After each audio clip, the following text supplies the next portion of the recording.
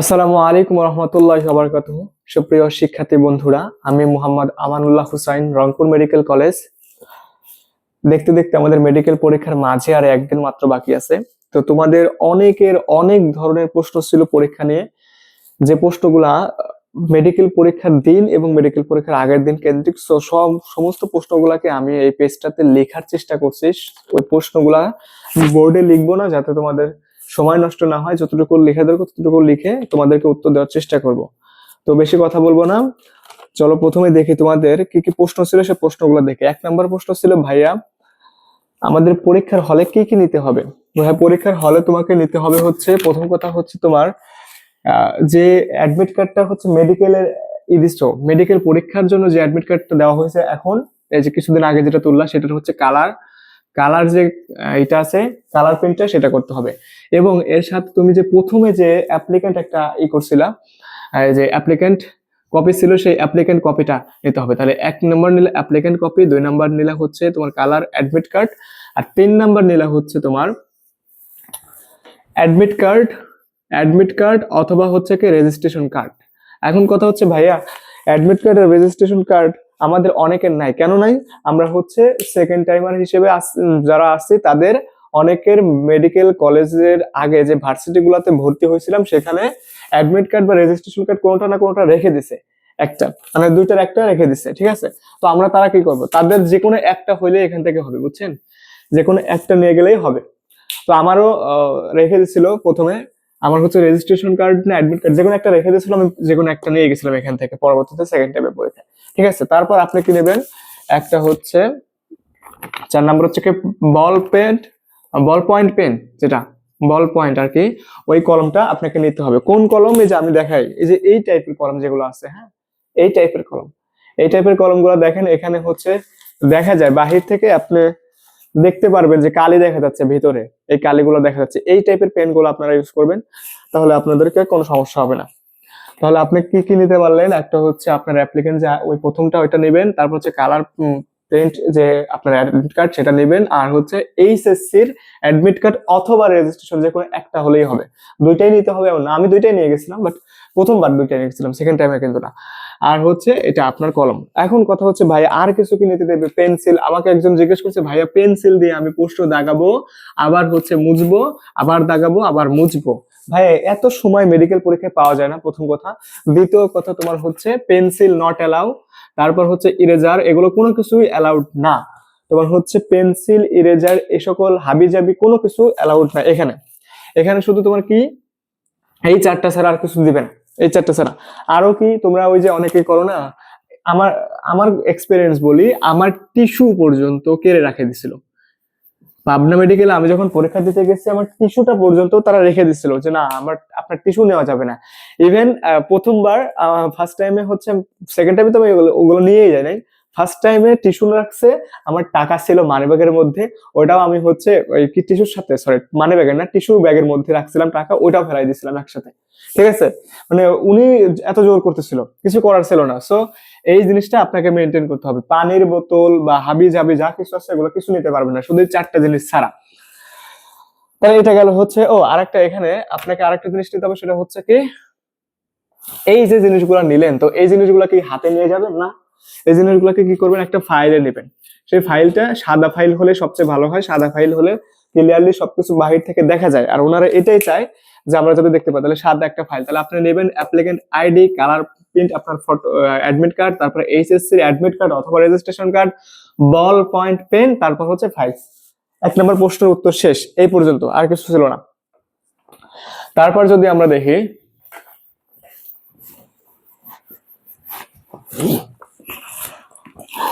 2 নম্বর প্রশ্ন, সবচেয়ে কি বলবো, এই প্রশ্ন উত্তর দেওয়া উচিত না, তারপর দিচ্ছে যে ভাইয়া পরীক্ষার আগের দিন কি সারা রাত পড়বো নাকি ঘুমাবো?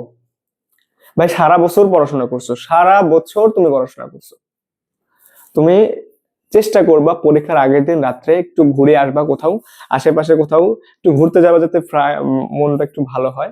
এটা করে এসে তোমার মতো তুমি ঘুমায় যাবা।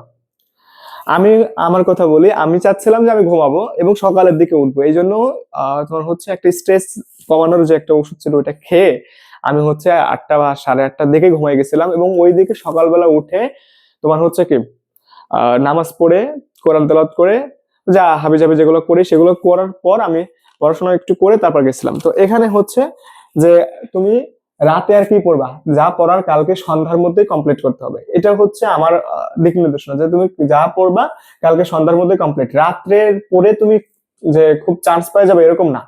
যারা চান্স পাবে তাদের রেসিডুয়াল যে নলেজ গুলো আগে থেকে ছিল সারা বছর বলে গ্যাদার করছে ওইগুলো দিয়ে হয়ে যাবে। ওই এক রাত্রে পড়ে এটা তোমার হচ্ছে ই পরীক্ষা না, এইচএসসির ওই ই পরীক্ষা কি একাডেমিক যে পরীক্ষাগুলো সেগুলো না যে তুমি এক রাত পড়লে হয়ে গেল, এরকম না। এটা অ্যাডমিশন টেস্ট, বুঝছো? সো এটা মানে তোমাকে রাত্রে ঘুমাইতে হবে, পর্যাপ্ত ঘুমাবা, তাহলে তোমার ব্রেইন ভালো কাজ করবে। যদিও আমি করি না, তারপরও। তারপর দেখো এখন আরো কিছু কথা আছে। সকালে উঠে কি কি করবা? সকালে উঠে যার যে ধর্ম আছে সেই ধর্ম অনুযায়ী আমি যেরকম নামাজ পড়তাম, নামাজ পড়ে কোরআনুল কারীমের থেকে দু একটা সূরা তেলাওয়াত করে তারপরে আমি একটু পড়ছি, পড়াশোনা করে খাওয়া দাওয়া করছি, খাওয়া দাওয়া করে রওনা দিচ্ছি। তাহলে এইটা করলা তুমি সকালে উঠে। এখন তার আগে একটা কথা বলি, যাওয়ার আগে অবশ্যই অবশ্যই তোমাদের যাদের বাবা মা বেঁচে আছে, আত্মীয় স্বজন আছে, সবার কাছ থেকে দোয়া নিয়ে যাবা। তুমি মুসলিম যদি হও তোমার এটা বিশ্বাস করতেই হবে যে দোয়া অনেক বড় জিনিস, যদি মুসলিম হও। আর মুসলিম না হলে ডাজন্ট ম্যাটার, সমস্যা নাই। তুমি অবশ্যই তোমার বাবা মা সহ আত্মীয় স্বজনের দোয়া নিয়ে যাবা, স্পেশালি যারা বৃদ্ধ তাদের দোয়াগুলো আরো বেশি করে নিয়ে যাবা, ঠিক আছে? তাহলে এটা গেল তোমার সকালে উঠে কি কি করবা এখান থেকে, এটা গেল। এখন খাওয়া দাওয়া, অনেকে আছে খায় না, আমি নিজেও খাইতাম না, এইচএসসি পরীক্ষায় আমি খাই নাই। তো এই কাজটা করবা না, কারণ তোমার ব্রেইনে তো গ্লুকোজ লাগবে, তাই না? যারা রোজা থাকো তাদের কথা আলাদা, আমি সেকেন্ড টাইমে রোজা ছিলাম, কারণ সেদিন আবার সবে বরাত ছিল, যার জন্য আমি রোজা ছিলাম, ওটা আলাদা বিষয়। কিন্তু যারা তোমরা হচ্ছে রোজা থাকবা না, তারা সারা সবাই খেয়ে যাবা, ভালো করে খেয়ে যাবা, যাতে তোমার ব্রেইনটা ভালো কাজ করে, ঠিক আছে? গ্লুকোজটা বেশি বেশি যাতে পায়। যা করবা হলে যাওয়ার আগেই, হলে যাওয়ার পরে না। তারপরে আসো হচ্ছে যে ভাইয়া সকালে কখন যাব, এটা সবচেয়ে ইম্পর্টেন্ট প্রশ্ন আমি মনে করি। কেন? কারণ হচ্ছে আমি একটা এক্সাম্পল দেই। গত বছর আমি যে পরীক্ষা দিই সেই বছরই 10 ফেল করছে একজন। 10 ফেল বলতে মানে ওর যাওয়ার কথা আগেও পড়ে গেছে, তো এখন তো ঢুকতে দেবে না, স্বাভাবিক কথা। মেডিকেল ভর্তি পরীক্ষার দিন যে পরিমাণ জ্যাম থাকে, বাংলাদেশে অন্য কোনো পরীক্ষায় এত পরিমাণ জ্যাম থাকে না। সো তোমাকে অবশ্যই সেই পরীক্ষার দিন কখন যাইতে হবে, মিনিমাম 2 ঘন্টা আগে যাইতে হবে, মানে বের হতে হবে, যাইতে বলতে বের হতে হবে, যাতে তুমি তোমার পরীক্ষা যেহেতু 10টা থেকে, তুমি 9টার মধ্যে কেন্দ্রের মধ্যে পৌঁছাইতে পারো। তারপর সেখান থেকে তুমি সেটা কি করবা, ওখানে তোমার সিরিয়াল কোথায়, কোন সিট কোন রুমে পড়ছে সবকিছু দেখতে হবে, তাই না? সো ওইটাকে তোমাকে 9টার আগে তো ঢুকতে দিবে না, তোমাকে ওই জিনিসগুলো জানতে হবে যে অমুক রুমে অমুক তালার এই জায়গায় পড়ছে, ওইটা আপনাকে ওখান থেকে দেখতে হবে, ওখানে লেখা থাকবে। তো এইটার জন্য আপনি কি করবেন, যাদের একটু যাইতে দেরি হয়, যে রাস্তা দিয়ে যাইতে হবে, তারা অন্তত 8টার আগে বা 8টার সময় বের হবে। আমার সাজেশন এটা, যত আগে বের হবেন, আগে বের হলে লস নাই, পরে বের হলে লস আছে, কারণ টেনশনে আপনি তখন অনেক কিছু ভুল করবেন। সো এটা খুবই ইম্পর্টেন্ট জিনিস। তারপর হচ্ছে কেন্দ্র কোথায়, এটা আরেকটা কথা আমি একটা অ্যাড করি। আমি যে বছর পরীক্ষা দিলাম সেই বছর পরীক্ষা দিয়ে বের হয়েছে, আমার আব্বু বলতেছে, আব্বু তো গেছিল সাথে, বলতেছে একটা মেয়ে আসছে 9টা 45-এর দিকে। তো 9টা 45-এর দিকে আসছে হচ্ছে পাবনা মেডিকেল কেন্দ্রে, হ্যাঁ পাবনা মেডিকেল যেটা ওইটাতে আসছে, কিন্তু ওর কেন্দ্রটা পড়ছে হচ্ছে পাবনা গভর্নমেন্ট গার্লস মেবি, ঠিক আছে? তো ওইটাই পড়ছে। ওইটা থেকে ওইখানে যাইতে প্রায় 40 মিনিট লাগে, প্রায় 40 মিনিট। তো ওই বিচারে কি করছে, যাওয়ার পর এখন তো ওর কেন্দ্র ওইটাই পড়ে নাই, পরীক্ষার আর মাত্র 15 মিনিট বাকি আছে, এখন ওইখান থেকে ওইখানে যাইতে হবে। তুমি চিন্তা করো একটা মেডিকেল স্টুডেন্টের 15 মিনিট কতটুকু ইম্পর্টেন্ট, ও 15 মিনিট এখানে লস, সাথে এখান থেকে গাড়িতে আবার গাড়ি পাইতেও হবে, রিক্সায় গেলেও তো 40 মিনিটের মতো বা 30 মিনিটের মতো লাগলো। তো ওই 30 মিনিটে তো আর কিছু করতে পারবে না, আর পরীক্ষায় 1 ঘন্টা, আবার ঢুকতেও দিবে না, কত ঝামেলা। সো যাই হোক, সে হয়তো চান্স পায় না, পাইছে কিনা আমি সঠিক জানিও না। তো এই যে বিষয়টা, তোমাকে কেন্দ্র আগে থেকেই আগের দিন দেখে রাখবা যে কোথায় কেন্দ্র হয়েছে, আগের দিন পড়ার থেকে এগুলো দেখা ভালো যে কোথায় কেন্দ্র পড়ছে, একটু আমি দেখে আসি তাও সমস্যা নেই। তাহলে তোমাকে জানতে হবে কোন জায়গায় কেন্দ্র পড়ছে। এখন তোমাদের রংপুর মেডিকেল কলেজে যদি কেন্দ্র পড়ে, তুমি যদি চলে যাও হচ্ছে পুলিশ লাইনে, তাহলে তো হবে না, ওইটুক যাওয়া আসাতে অনেক জ্যাম থাকবে, অনেক সময় নষ্ট হবে। আর মেডিকেল পরীক্ষায় মনে করবো যে 2 মিনিট 1 মিনিট অনেক বড় ইম্পর্টেন্ট জিনিস। সো এটা তোমাকে দেখতে হবে। তারপর আসো হচ্ছে কি যে ভিতরে ঢুকে কি কি করবো ভাইয়া। ভিতরে ঢুকে আমি কিছু বেশি কিছু কিন্তু লিখতেছি না, হ্যাঁ, যাতে তোমাদের সময় কম লাগে। তো ভিতরে ঢুকে কি কি করবা, অনেকে আছে, আমি নিজের কথাই বলি, পরীক্ষার রুমে ঢুকে চাপাবাজ আছে কিছু, আমি দুনিয়া ফাটাই ফেলছি, সবকিছু পড়ে শেষ করে ফেলছি, মানে এরকম চাপাবাজ সত্যই আছে, এটা অস্বীকার করার কিছু নাই, চাপাবাজ আছে। তো এই ধাঁচে চাপাবাজ হওয়ার দরকার নেই, পরীক্ষার রুমে যাবা, সুন্দরভাবে পরিপাটি হয়ে বসে থাকবা, চুপচাপ থাকবা। যদি ইসলামিক মাইন্ড সেট আপের হও বা না হও তাও সমস্যা নাই, তারপরও তুমি দোয়া পড়বা, দরুদ পড়বা, কারণ দোয়া কবুলের প্রধান শর্ত হচ্ছে দরুদ শরীফ। তুমি যত খারাপ মানুষই হও, দরুদ শরীফ পড়লে আল্লাহ কবুল করবে ইনশাল্লাহ, এটা আমার বিশ্বাস, এটা হাদিস দ্বারা প্রমাণিত। যাই হোক, তুমি চুপচাপ থাকলা সেটা। তারপর কি, তোমার বেঞ্চটা ঠিক আছে কিনা, বেঞ্চ যদিও মানে চেঞ্জ করে দেয় না স্বাভাবিকভাবে, তারপর যদি রিকোয়েস্ট করে, যদি বেঞ্চটা খারাপ থাকে, ভাঙা থাকে, তুমি লিখতে পারতেছো না বা ঝামেলা হচ্ছে, তাহলে তুমি কিন্তু বললে ওনারা চেঞ্জ করে দেওয়ার চেষ্টা করবে যতটুকু। তারপর দেখো এখন ভিতরে ঢুকলা, এটা করলা যে চুপচাপ সবকিছু ঠিক আছে বা তোমার যেভাবে ভালো লাগতেছে সেটা করলা, কারোর সাথে এক্সট্রা কথা বলার দরকার নেই, কারণ প্রথমে যদি ঢুকে হলের মানে যে দায়িত্ব থাকে তার মাথা নষ্ট করে দাও তোমরা কথা বলে, তাহলে কিন্তু ওনারা তোমাদের উপর ক্ষেপে থাকবে স্বাভাবিকভাবে, ঠিক আছে, ছাড় দেবে না কোনো। এটা কিন্তু খুবই ইম্পর্টেন্ট জিনিস। এখন কি করবে, তারপরে ধরো কারো ওয়াশরুম চাপছে বা ওয়াশরুমে কোনো কাজ আছে, যে কোনো কিছু, সেই তোমার হচ্ছে সেই ওয়াশরুমে কি করতে হবে, তাহলে ওয়াশরুমের কাজটা তোমাকে আগে সেরে আসতে হবে এবং ওইখানে তোমাদের সবকিছু থাকবে, ওইটা করে আসলা। তারপর এখন ভাই আমার, আপনি তো বললেন পানির বোতলও নিতে দেয় না, পানি খাবো কেমনে ভাই? আমি যে মেডিকেল কলেজে পরীক্ষা দিছি, পাবনা মেডিকেল কলেজ, ওইখানে স্যাররা যেখানে দাঁড়ায় থাকে ওইখানে পানির আলাদা ব্যবস্থা করা ছিল, ঠিক আছে, আলাদা ব্যবস্থা করা ছিল। এখন অন্য কোথাও থাকে কিনা আমি সঠিক বলতে পারবো না, কিন্তু ওনারা পানির ব্যবস্থা করে রাখছিল, ওইটা দিয়ে আমরা ওখান থেকে খেয়ে আসছি এবং ওই পানি খাইতে হয়েছে, বাইরে থেকে যে আনতে পারবো তা আনতে পারিনি, সবকিছু অফ করেও দেওয়া ছিল, ঠিক আছে। তাহলে পানির ব্যবস্থা কিন্তু ওখানে থাকবে। তারপর তোমার হচ্ছে এখন আরেকটা কথা হচ্ছে, আমার পাশের জন, আমার পাশে একবারে, আমি এটাই পরীক্ষা দিচ্ছি, তার পিছনের জন একটা মেয়ে ছিল, তার মানে সেকেন্ড টাইমে আর কি, সেই মেয়েটাকে জিজ্ঞেস করা হলো যে তোমার কান খুলো, ওই খুব পর্দাশীল, আলহামদুলিল্লাহ অনেক ভালো পর্দাশীল সবকিছু ছিল, তো সে কান খুলবে না কেন? পর্দার খেলাপ হয়, গুনাহ হবে তাই। হ্যাঁ, এটা আমি অবশ্যই অ্যাপ্রিসিয়েট করি, কারণ এটা আল্লাহর বিধান, অবশ্যই এর বিরোধিতা করা যাবে না। কিন্তু তোমাকে আমি একটা কথা বলি, মেয়েদেরকে স্পেশালি, যারা আসো, যারা পর্দা করো, তাদের জন্য স্পেশালি বলতেছি, দিস মাজুরি হালত, তোমার এখন উজোর এটা করতে হবে, না করলে পরে ওনারা পরীক্ষায় দিতে দেবেন। ওই মেয়েটাকে অনেকক্ষণ, প্রায় 20 মিনিটের মতো স্যার আসে বারবার বলতেছে, কিন্তু খুলবেই না, কোনোভাবেই খুলে না। পরে মনে হয় খুলছিল, খেয়াল করে দেয়। আর তো এই জিনিসটা তোমাকে মানতে হবে যে গুনাহ হচ্ছে, এটা মাপ পাওয়া যাবে, হ্যাঁ, এটা নিয়ে চিন্তা করতে হবে না। যে যদি তোমার উপর থেকে এরকম নির্দেশনা থাকতো তাহলে ভালো হতো, কিন্তু উপর থেকে তো নাই, তোমাকে খুলতেই হবে। তুমি না করলে তোমাকে যদি এক্সপেল করে দেয়, তোমার সারা জীবনের কষ্ট নষ্ট হয়ে যাবে। সো মাজুরি হালত হলেও তুমি কানটা খুলে রাখবা, যাতে ওনারা বুঝে যে তুমি সৎ পথেই আছো, ঠিক আছে। এটার গুনাহ আল্লাহ ইনশাল্লাহ মাফ করে দিবে। তো মেয়েরা অবশ্যই কানটা খোলা রাখবা, অন্য কিছু খোলার দরকার নাই, হিজাব টিজাব যা পরে যাও সমস্যা নাই, কিন্তু কানটা খোলা রাখবা। তারপরে প্রশ্ন হচ্ছে, আর আজকেও একজন প্রশ্ন করছে, ভাই ঘড়ি তো নিতে দিবে না শুনছিলাম, ঘড়ি, অ্যানালগ ঘড়ি, ক্যাটালগ ঘড়ি, অমুক তমুক হাবি যাবে ডিজিটাল যা কিছু আছে, কোনো ঘড়ি নিতে দিবে না। তাহলে কি ভাই ঘড়ি নাই, ঘড়ি দেখবো কেমনে? টাইম ছাড়া তো পরীক্ষা দিতে পারবো না।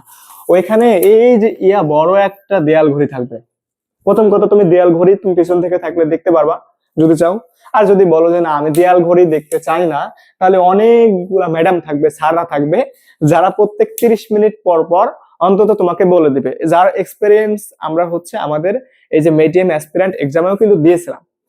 তাহলে এই যে তারা কি করবে, প্রত্যেক 30 মিনিট বা 45 মিনিট, যখন আর 15 মিনিট বাকি আছে, তখনও বলে দিবে যে এখন 30 মিনিট হয়ে গেছে, আর 45 মিনিট হয়ে গেছে, আর 15 মিনিট বাকি আছে, বলে দিবে। ওনারা সবকিছু বলে দিবে, ঠিক আছে। এবং ওনারা প্রথমেই আগে দিবে, কি বলে, তোমাদেরকে নির্দেশনা দেবে কি কি করতে হবে। এখন প্রথম কথা হচ্ছে, প্রশ্ন পাওয়ার পর কি কি করব। তো প্রশ্ন পাওয়ার পর সর্বপ্রথম যে কাজটা হবে, ওই স্যাররা তোমাদেরকে নির্দেশনাবলী দিবে ওখান থেকে। প্রথম কথা ওইটাকে মনোযোগ দিয়ে শুনবা, প্রথম কথা ওইটা কি বলছে না বলছে ওইটা ভালো করে শুনতে হবে, ঠিক আছে। শোনার পর এখন প্রশ্ন কি করবা, প্রশ্ন আমি তোমাকে দেখাই। দিস ইজ, এই যে এটা এমবিবিএস সাইজটা আমার কাছে তো আছে। এই প্রশ্নটা ধরো, এটা তুমি এই প্রশ্নটা চেক করবা, এখান থেকে টোটাল চেক করবা যে প্রশ্নটার মধ্যে এখানে ওএমআর এর যেটা ঠিকঠাক আছে কিনা, এখানে যেরকম থাকার কথা সেরকমই আছে কিনা। এই প্রশ্নগুলোর মধ্যে গুনবা 1 2 3, এভাবে দেখবা যে সবগুলো প্রশ্ন অপশন সহ সবকিছু ঠিকঠাক আছে কিনা। 100টা এই পাশেও দেখবা, আবার হচ্ছে উল্টায় এই পাশেও দেখবা। ঠিক আছে, ঠিক আছে, এইটা করবা। তাহলে তোমার প্রশ্ন যখন দেখা হয়ে গেল 100/100, মানে 100টা প্রশ্ন দুই পাশে আছে এবং ওএমআর ঠিক আছে, তাহলে 1 নাম্বার কাজ কিন্তু হয়ে গেল। 2 নাম্বার কাজ কি করবা, দেখো আমি এটাই দিয়েই দেখাই। ধরো এটা হচ্ছে তোমার পরীক্ষার হলের যে প্রশ্নপত্র। এইখানে দেখো একটা রেড নাম্বার দেওয়া আছে 133, মানে 1002-33, এখানে একটা দেওয়া আছে এইটার সাথে। ঠিক আছে, দেখা যাচ্ছে, দেখো এটা 1033 এই টাইপের দেওয়া আছে। হ্যাঁ, আর এইখানে তুমি দেখো এই যে এটাও দেখো এখানেও দেওয়া আছে 1033 বা এরকম কিছু একটা দেওয়া আছে, মানে 33-33 মিল আছে। এই যে কোড আছে, এইটার কোড আর এইটার কোড, এই দুইটা কোড তোমাকে মিলাতে হবে পরীক্ষা হলে। স্যাররা বলবে যে এই কোড দুইটা মিলাইতে হবে, তাহলে কোডটা মিলাইলাম। তারপর হচ্ছে কি, এখন একটা নর্মাল স্টুডেন্ট যে রোল রেজিস্ট্রেশন ভুল করবে, ও চান্স পাওয়ার যোগ্য না, এটা সত্য কথা, এটা আমি কিছু বলবোই না। রোল রেজিস্ট্রেশন সাইন কোনটা, এই যে মেডিকেলে আবেদন করার দিন যে সাইনটা দিছো, মানে সিগনেচার, ওইটাই দিবা। ঠিক আছে, মেডিকেলে আবেদন করার দিন যে সিগনেচার দিছো, আমানুল্লাহ লিখলে আমানুল্লাহ দিবা। যদি আমানুল্লাহ বাংলায় লেখো বাংলায় দিবা, যেভাবে লিখছো সেভাবে দিতে হবে। অন্য কোথায় কি করছো ওটা দেখার টাইম নেই। আচ্ছা, এটা গেল। তারপর আসলে হচ্ছে ওএমআর পূরণের নিয়ম। আচ্ছা, তার আগে তার মাঝে একটা অ্যাটেন্ডেন্স শিট আসবে 30 মিনিট পর মেবি। ওই অ্যাটেন্ডেন্স শিটে তোমার স্বাক্ষরটা করে দিবা। হ্যাঁ, ওটা কিন্তু লাগে, আসে, ওটা ইম্পর্টেন্ট জিনিস পড়তে হবে। তারপর হচ্ছে তোমার হচ্ছে ওএমআর পূরণ। দেখো ওএমআর পূরণের বিষয়টা কিন্তু উপু ভাইয়া বারবার বলে, যেভাবে বলছে আমি ওইটাই ফলো করতাম, ওইটাই করবা। সেটা হচ্ছে কি, ধরো এখানে একটা গোল্লা দেওয়া আছে, একটা দুইটা তিনটা, এরকম 3টা গোল্লা দেওয়া আছে। তুমি যদি এইভাবে পূরণ করো, এটা অনেক সময় সাপেক্ষ হবে। ঠিক আছে, এবং এটা বাহিরে চলে যাবে, তখন এটার সাথে যদি লাগে তখন একটু গ্যালম্যাম লাগার সম্ভাবনা আছে। দরকার না, এইভাবে করবা না, এটা বাদ। তুমি এই 4 কোণে এইভাবে নিয়ে আগে এরকম নিয়ে তারপরে যেরকম জোরে জোরে করলাম, সমস্যা নেই। দেখো এটা কিন্তু পূরণ করার সময় কম, তার মানে এইটা হচ্ছে সঠিক হয়। তুমি যদি এইভাবে করতে যাও, এইভাবে গোল্লা দিয়ে এরকম করতে চাও, তাহলেও সমস্যা। আবার বড় করে এরকম ভাবে করতে চাও, তাহলেও কিন্তু সমস্যা। তো তুমি এটা করবে। এখন ওএমআর পূরণের ক্ষেত্রে আরেকটা বিষয় তোমাকে মেনটেন করতে হবে, সেটা হচ্ছে সিরিয়াল যাতে মিস্টেক না হয়, একটা আঙ্গুল দিয়ে রাখবা যাতে তোমার সিরিয়ালটা কোনোভাবে মিস্টেক না হয়। দরকার এরকম করবা যে 69-এর ক, এখানে এসে মনে মনে বলবো 69-এর ক, 70-এর খ, 70-এর খ, এভাবে ধরে ধরে অ্যান্সার করবা, তাহলে সিরিয়াল মিস্টেক হবে না। সিরিয়াল মিস্টেক করলে কিন্তু গেল। তারপর এখন যেটা আছে, পরীক্ষা শুরু করবো কেমনে। তো স্বাভাবিকভাবেই বিসমিল্লাহির রহমানির রহিম বা দোয়া কালাম যা পারো তাই পরেই শুরু করবা। কারণ একটা কথা বলি, অনেকে বলতে পারে পরীক্ষার দিন আল্লাহকে ডাকতেছে, তুমি তাই রাখো, আল্লাহ তাও খুশি হবে।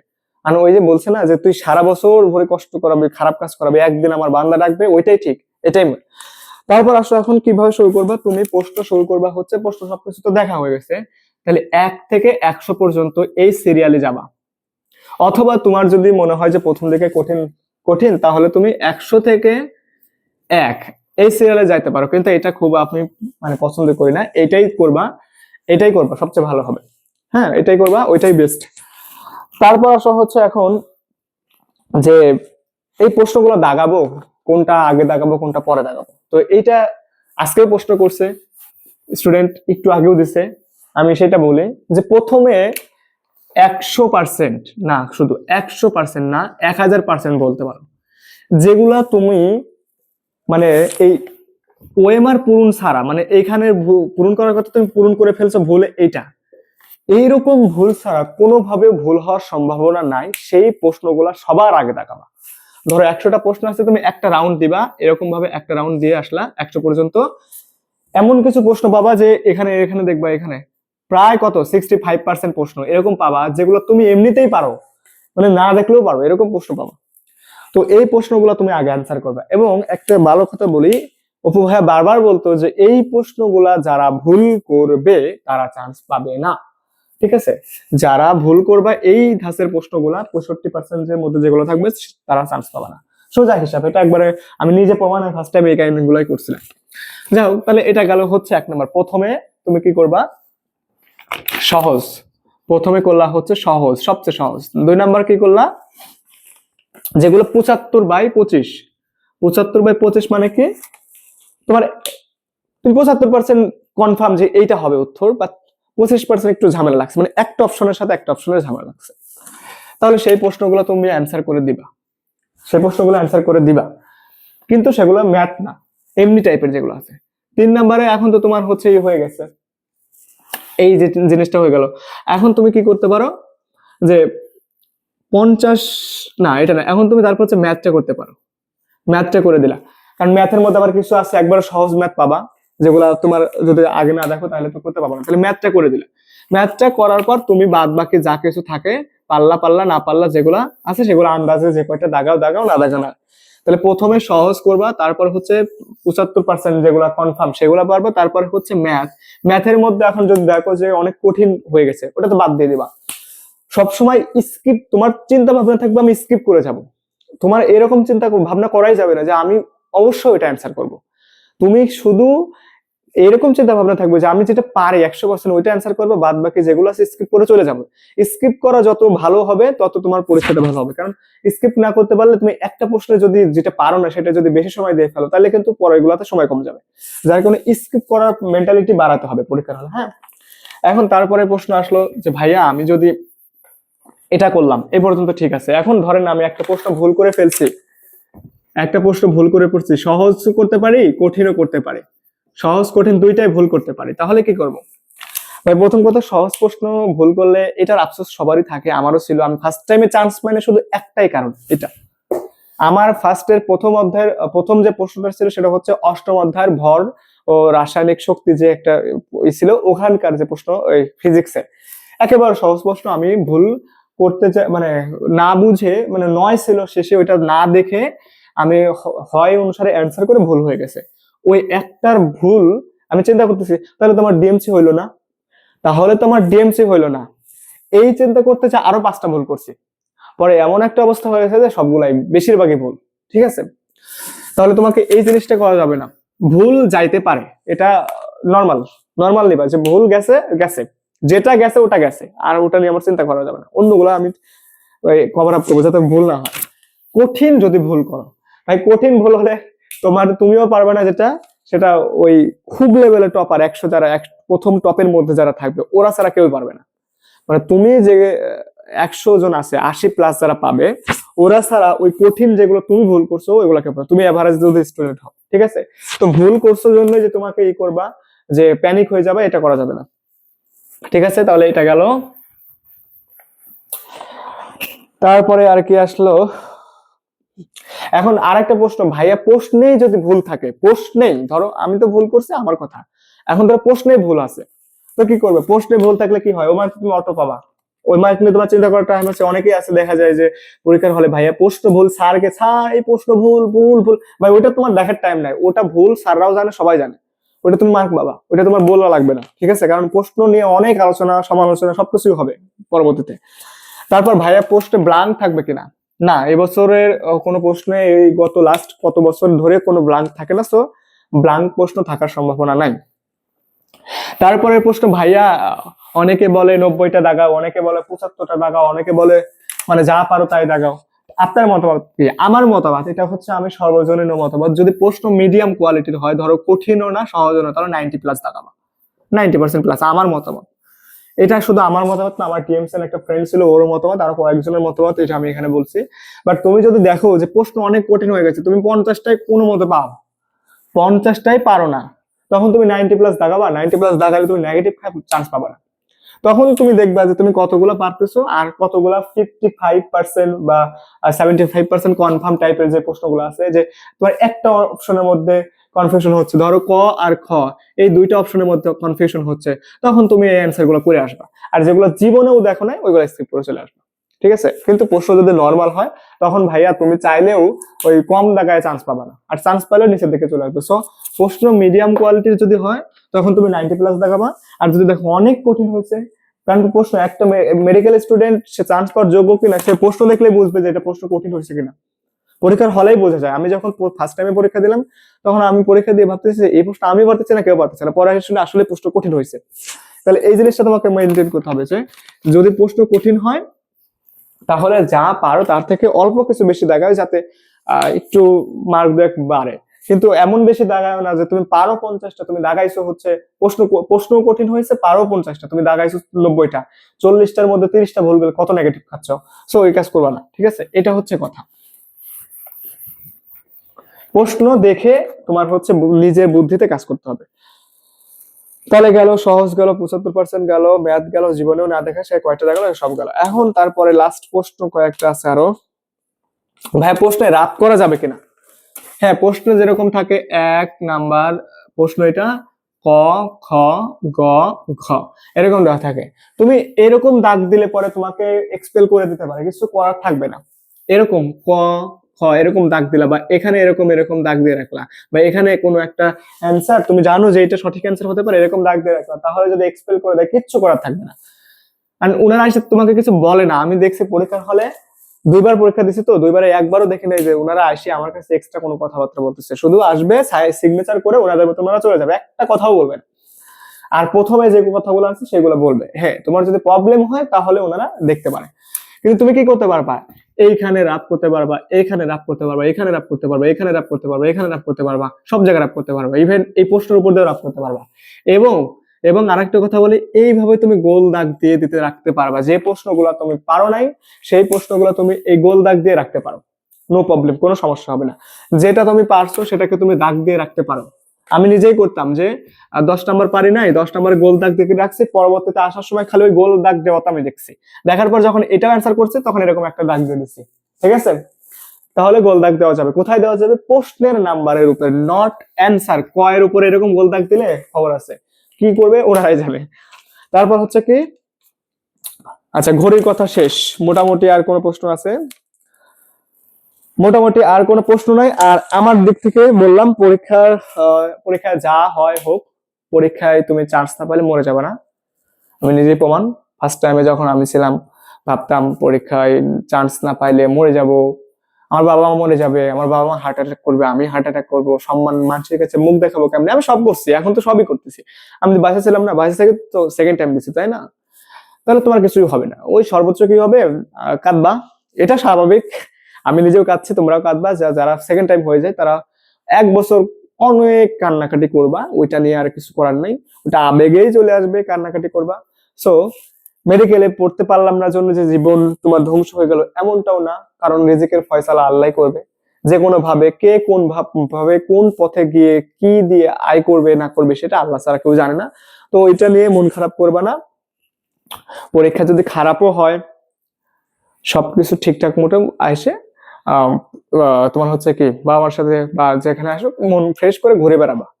আরেকটা কথা বলে দেই, পরীক্ষার দিন এত দরকার নাই যে মেলানো, আমি সাজেস্ট করবো না, মেলানোর দরকার নাই। কেন মেলানোর দরকার নাই? এক্সট্রা একটা প্যানিক তোমার হচ্ছে মাথার উপর তখন যাবে। ভাইয়া আমার তো 72টা হয়েছে, সবাই তো বলতেছে 74 মার্ক কাট মার্ক হবে, সবাই তো বলতেছে 75 মার্ক কাট মার্ক হবে, আমি তাহলে চান্স পাবো না। এই যে কথাবার্তা গুলা তোমার মাথার মধ্যে আসবে, কি দরকার ভাই এই প্যানিকটা না? পরীক্ষা দিয়ে আসছিস, সারাদিন ধুমছে ফেসবুক চালাবি, বা যা করিস, বা ভালো কাজ করলে করবি, যা করিস কর। কথা হচ্ছে এইটা, তোমার এক্সট্রা কোনো প্যানিক নেওয়ার দরকার নাই যে ভাইয়া আমি তো মিলাই দেখছি আমার কোনোটাই হচ্ছে না। এটা করার দরকার নাই ভাই, দরকার নাই। তুমি যদি দেখো যে আমার পরীক্ষা আসলেও খারাপ হয়েছে, তোমার রেজাল্ট খারাপ হতেই পারে, তাহলে তুমি কি করবা, তোমার হচ্ছে সেদিন অফ দিয়ে মেডিকেল পরীক্ষার রেজাল্টের পরে তুমি এগুলার চিন্তা ভাবনা করবে, তার আগে পর্যন্ত কোনো চিন্তা ভাবনা করার দরকার নাই। যাই হোক, আর বেশি কিছু বলবো না, অনেক কিছু বলছি, তোমাদের সবগুলো প্রশ্নের উত্তর দিচ্ছি। আশা করি সবার উপকার হয়েছে। আসসালামু আলাইকুম।